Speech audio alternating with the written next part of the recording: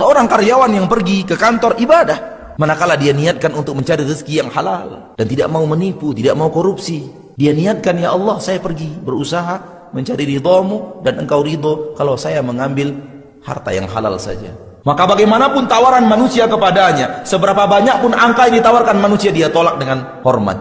Maaf Bapak, saya nggak bisa terima karena saya ingin beribadah kepada Allah dalam bekerja.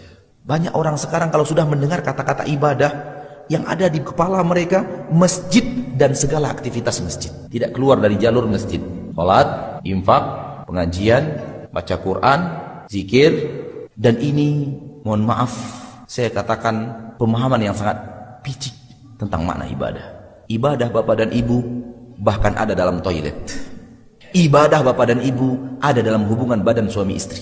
Ibadah Bapak dan Ibu ada dalam setiap senyum seorang insan. Ibadah Bapak dan Ibu ada dalam setiap pendengaran seorang manusia. Ibadah Bapak dan Ibu ada dalam setiap tutur kata seorang manusia. Ibadah Bapak dan Ibu ada dalam setiap langkah manusia. Ibadah Bapak dan Ibu ada dalam setiap goresan tangan tinta manusia.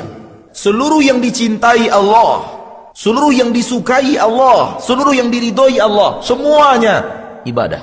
Sangat luas ibadah itu, tidak hanya masjid. Iya benar, di masjid itu ibadah. Betul, tidak ada yang bisa mengingkari. Namun ibadah tidak hanya masjid dan apa yang ada di masjid.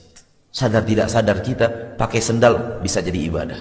Kalau kita dahulukan yang kanan dibanding yang kiri, begitu perintah Nabi kita tercinta. Masuk toilet kita dahulukan kaki kiri sebelum kaki kanan, itu ibadah. Keluar toilet kita dahulukan kaki kanan sebelum kaki kiri, itu ibadah.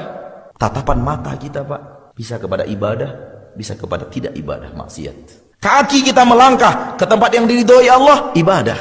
Pergi ke rumah om dan tante, silaturahmi. Pergi ke rumah orang tua, pergi melihat teman sakit, pergi bertakziah kepada orang yang meninggal dunia, keluarganya, pergi memberikan santunan kepada fakir miskin, pergi ke masjid untuk gotong royong membersihkan masjid, ibadah. Banyak sekali.